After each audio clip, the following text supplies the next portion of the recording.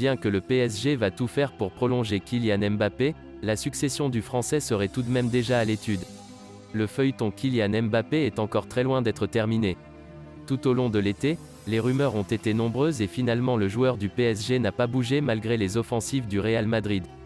Toutefois, l'avenir du Français n'est toujours pas fixé, lui qui est entré dans sa dernière année de contrat. De plus en plus, le départ libre de Kylian Mbappé semble se profiler. Pour le PSG, cela sera une perte énorme dont il faudra se relever. Dans les prochains mois, la succession du Français sera alors l'un des gros dossiers dans la capitale française, et Leonardo commencerait déjà à se pencher sur la question. Ainsi, la Gazzetta dello Sport révèle notamment que le PSG aurait coché le nom de Victor Osimhen, actuellement à Naples, lui qui connaît très bien la Ligue 1, après son passage à Lille. Mais le Nigérian ne sera pas donné puisque le montant de l'opération Victor Osimhen est annoncé à 120 millions d'euros. Blessé depuis son arrivée au FC Barcelone, Sergio Agüero devrait faire son retour à la mi-octobre.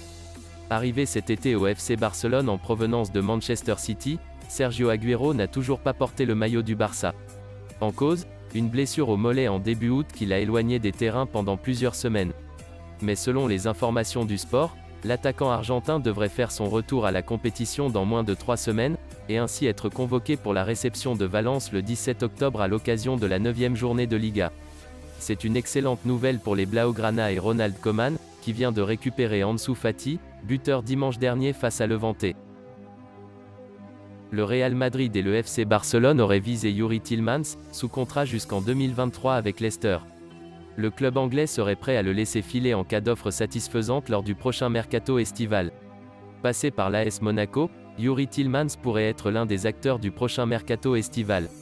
Sous contrat jusqu'en 2023 avec Leicester, le joueur va devoir faire un choix entre prolonger son contrat avec le club anglais et changer d'air à la fin de la saison.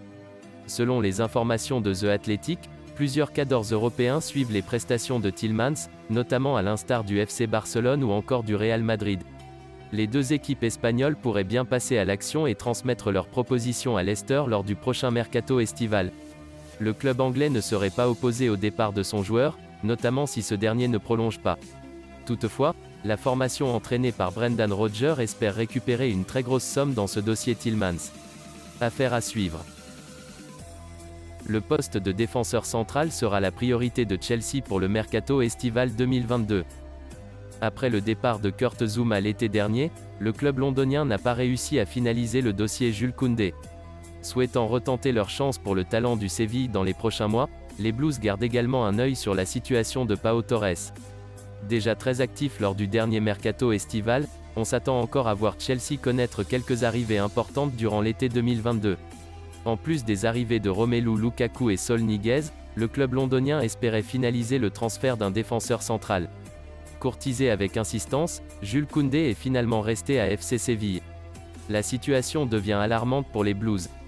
Thiago Silva, Christensen et Antonio Rudiger arrivent en fin de contrat au mois de juin 2022.